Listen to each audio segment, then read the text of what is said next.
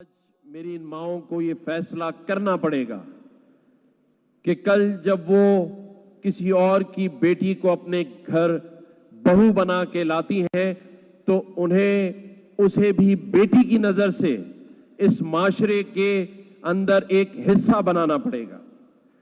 ہماری ماؤں کو یہ سمجھنا ہوگا، بلکہ اپنی بیٹیوں کے لیے بھی یہ سمجھنا ہوگا کہ ہم اپنے بیٹوں کو زیادہ ترجیح دیتے ہیں اور بیٹیوں کو اس معاشرے میں شروع ہی سے اپنے بیٹوں سے کمتر سمجھتے ہیں۔ میری نظر میں کمتر کا لفظ ہے، کیونکہ ہم یہ سمجھتے ہیں کہ بیٹی اگر باہر جائے گی تو لوگ انگلی اٹھائیں گے۔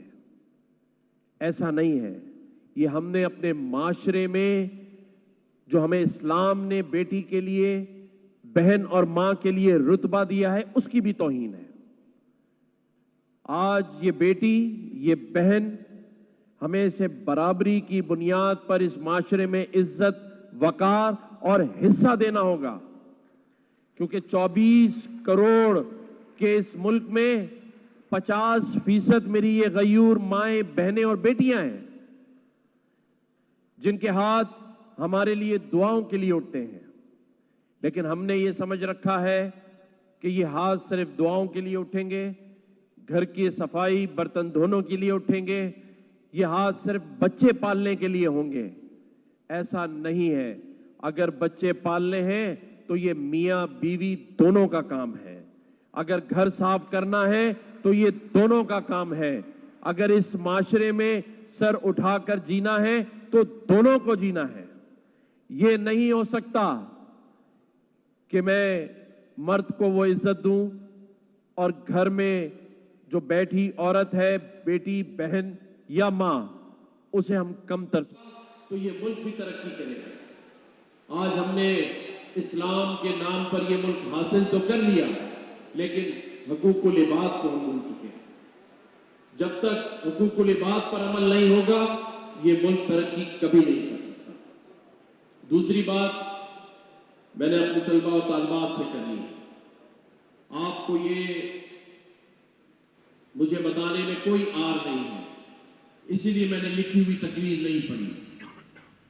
پاکستان ہمارے بڑوں نے جب آزادی کے بعد حاصل کیا، قائد اعظم محمد علی جناح، علامہ اقبال، انہوں نے ہمیں ایک آئیڈیل پاکستان دیا تھا، ایک آئیڈیل پاکستان دیا تھا، لیکن بدقسمتی سے ان کے بعد سے لے کر آنے والے اتوار تک یہ آئیڈیل پاکستان نہیں رہا۔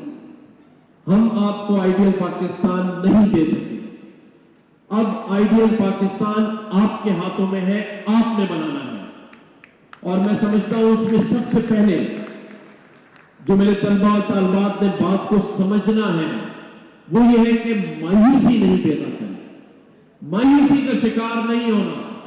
آج کے اس کانوکیشن میں سب سے اہم بات جو نوٹ کر کے جاؤ وہ یہ ہے کہ مایوسی کا شکار نہیں ہونا۔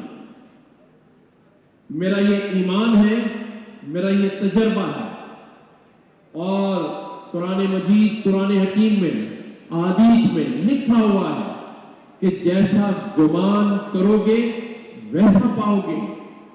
اس بات کو پکڑ لو، جو ہو اس میں اللہ تعالیٰ کا شکر ادا کر، اور جو بننا چاہتے ہو، جو بننا چاہتے ہو اپنی زندگی میں، اس کو اپنے تصور، اپنے خیالات کا حصہ بنا لو۔ روزانہ سوچو کہ میں نے آج جو بننا تھا اس کے لیے یہ تیاری کی ہے۔ یقین جانو ماں باپ سے 70 گنا زیادہ اللہ تعالیٰ اپنی مخلوق کو پیار کرتا ہے۔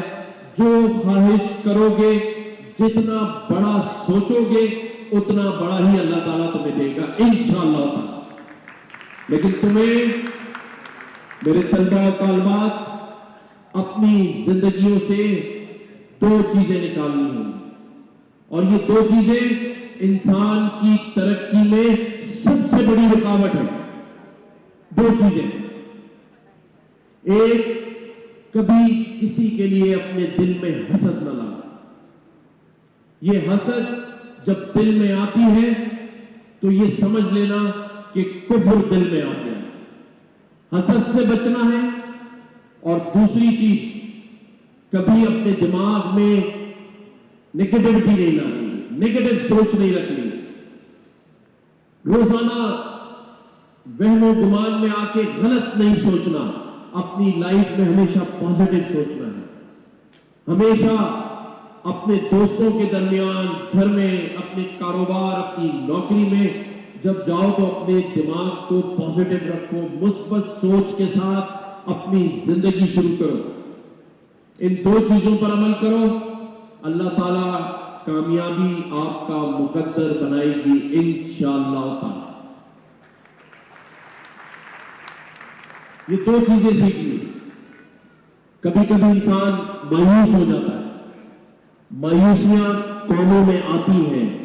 پاکستان آج اپنے مشکل مراحل سے گزر رہا ہے, معاشی طور پہ بھی اور معاشرتی طور پر بھی. لیکن قوموں کو بننے میں کئی 100 سال لگتے ہیں.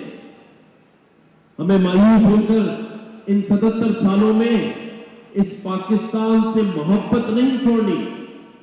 آج پاکستان معاشی دہشت گردی کا شکار ہے. آج پاکستان معاشرتی دہشت گردی کا شکار ہے. اور تیسری دہشت گردی تو بلوچستان میں بھی آپ دیکھ رہے ہیں. اور حالیہ